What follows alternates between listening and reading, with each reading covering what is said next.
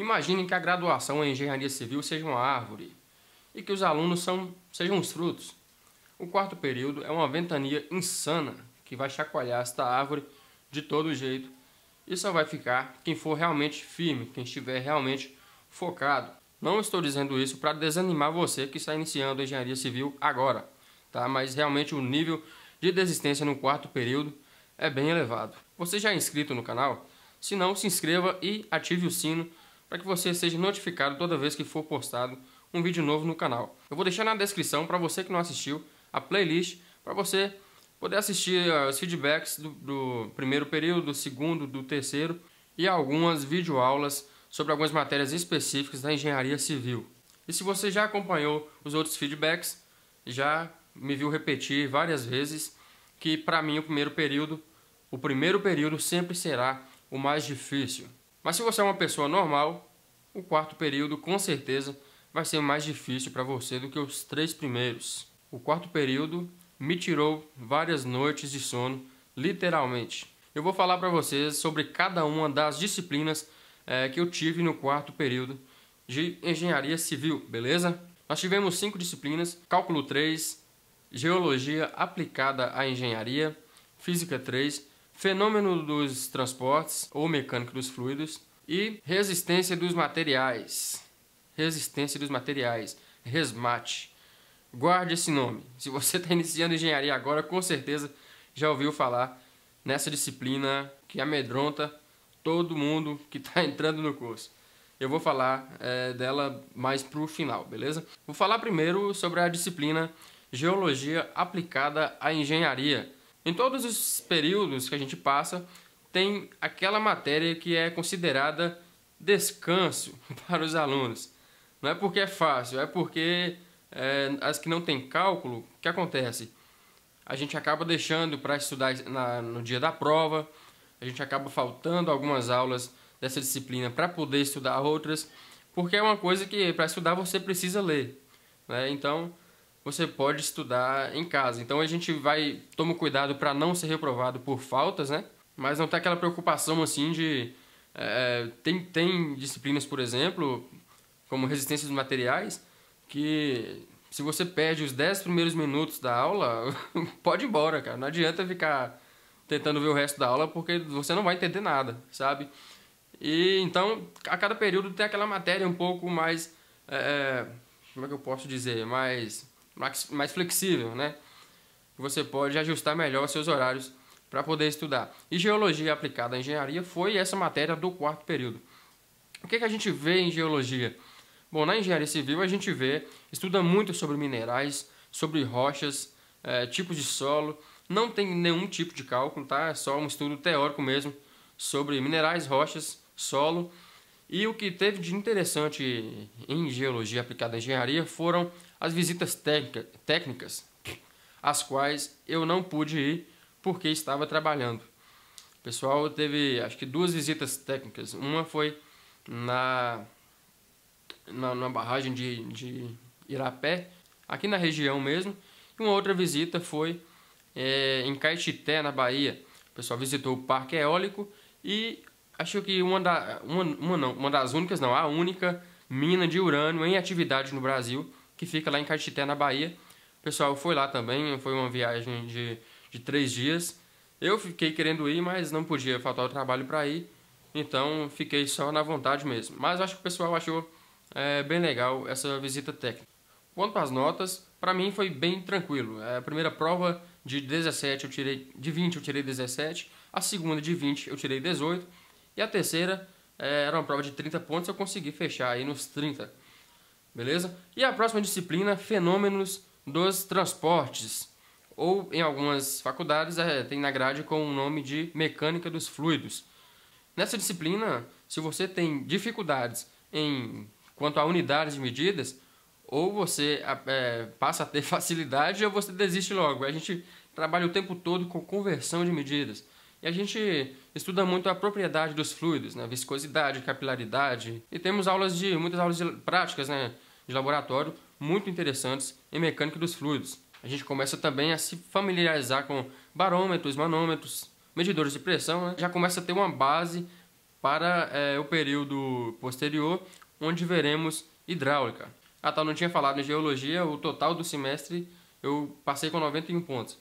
Fenômeno dos transportes, a primeira prova de 20 eu tirei 18 pontos, na segunda, não, a primeira de 20 eu fechei, tirei 20. A segunda de 20 eu tirei 18,5, na terceira de 25 eu tirei 22 pontos. E fechei o semestre com 88 pontos em mecânica dos fluidos. Terceira matéria, Física 3. Não foi fácil Física 3. Física 3, ela varia de faculdade para faculdade aí, em relação aos conteúdos. Tem faculdade que foca mais em física moderna. E a nossa, por exemplo, focou muito em eletricidade. Foi o que nos deu uma base muito boa para a gente prosseguir com a eletrotécnica no período seguinte. Então, em Física 3, a gente aprende a dimensionar cabos, entender o que é resistividade, condutividade, eletromagnetismo. Aprendemos muitas coisas sobre circuitos elétricos e vemos também ótica, cores, espelho, defeitos da visão. E a gente tinha um professor engraçado em Física 3. O cara acho que tinha 5 graduações. Então ele falava sobre tudo nas aulas dele. Até medicina, o cara... Mentira, tá? Mas assim, o cara entendia de muita coisa. Então ele tinha uma carga assim estrondosa de conhecimento para poder passar pra gente. O cara era realmente muito inteligente. Eu não fui tão bom assim nas provas. A primeira de 20 eu tirei apenas 12. Pois é. A segunda prova de 25 eu tirei 17. E a terceira, que eu tive que correr atrás aí, e consegui 22 pontos em 25 e fechei o semestre com 79 pontos em Física 3. Quarta disciplina, Cálculo 3. É difícil pra caramba. Cálculo 3 é osso, só que vai depender muito do seu professor. Eu, por exemplo, tive sorte de pegar um professor excelente. O cara explicava de forma muito clara. A matéria muito difícil ele fazia ficar fácil, sabe? E as provas dele ele não costumava dar muita pegadinha, sabe? Ele passava um trabalho muito difícil e a prova era baseada naquele nível do trabalho. Então, quem se esforçava para conseguir fazer o trabalho antes da prova, com certeza se saía bem na prova. Tanto que na primeira prova eu tirei 25 em 25, a segunda eu fechei de novo. A terceira eu tirei 0. Eu tirei 0 em 20, mas eu vou explicar por que eu tirei 0 nessa terceira prova de Cálculo 3.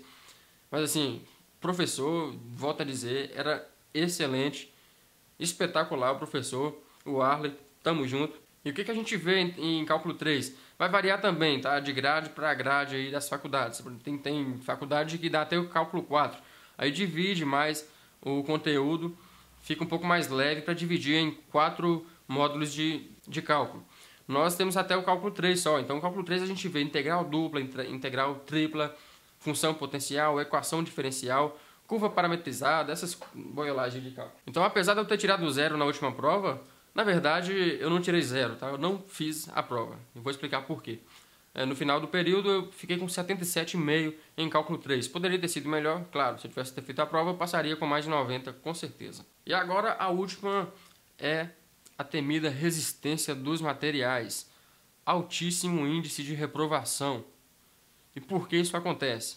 Primeiro, porque a matéria realmente é muito difícil. Talvez seja uma das disciplinas, talvez não, é uma das disciplinas mais difíceis de todo o curso. E para algumas pessoas, a disciplina mais difícil do curso de Engenharia Civil é a resistência dos materiais.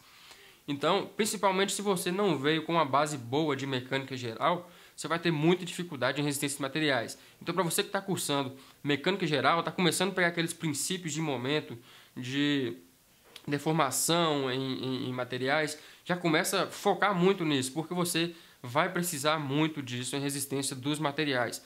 Resistência de materiais é um conteúdo muito extenso também, além de ser difícil de se estudar. A gente começa a estudar desde a estrutura atômica dos materiais, já começamos a estudar sobre ensaios mecânicos, sobre tipos de deformação em cada material, tipos de fratura, já começamos a ver o que é tensão de compressão, tensão atração, a torção, tensão de cisalhamento, torque. Então, se você é inscrito no canal, você deve estar vendo aí às vezes eu estou postando algumas videoaulas sobre calcular reações de vigas em resistência de materiais. A gente já começa a aprender isso aí. Começa não, a gente estuda mesmo isso aí tipos de apoio, né? As reações que esse apoio vai oferecer nas estruturas, as incógnitas, né, das nossas equações de cálculo de reações. Então é um conteúdo bem extenso e muito complicado, você tem que focar realmente. Já que eu estou falando de resistências materiais, eu acho interessante também falar do meu professor de resistências materiais. Sabe aquele professor que você conhece e fica pensando, cara, quando eu crescer eu quero ser igual esse cara. O cara era doido demais, concluiu o PhD na Alemanha, é especializado em um monte de coisas, conhece de tudo na engenharia civil. E assim, a gente que nem consegue aproveitar tanta coisa que o cara passa pra gente. E fora isso, é aquilo que eu já tinha falado em um outro vídeo, né? Eu gosto quando o professor foge do politicamente correto. E pensa num cara desligado do sistema, sabe? Não tá nem aí pra nada, ele fala do jeito dele, dá aula do jeito dele, um jeito totalmente autônomo, sem se preocupar com mimimi. Inclusive já teve muito mimimi em aulas dele, mas ele é muito foda-se, sabe? Eu vou dar aula desse jeito, esse é o meu jeito, e se você não gostou, sai fora, reclama lá. Nada a ver, ficar contando a vida dos outros aqui. Assim, pra vocês terem noção sobre a importância, não a importância, a preocupação que a gente tinha com essa matéria. Por exemplo, a gente tem aula no sábado, a gente tem sábados letivos em todos os períodos. Só que ninguém vai, porque tem gente que mora longe e o ônibus não vem. Tem gente que trabalha no horário, porque quando a aula é no sábado é de manhã. Então quem trabalha não vai. Então a gente abre mão das aulas no sábado, geralmente, né? E a gente acaba tendo que pagar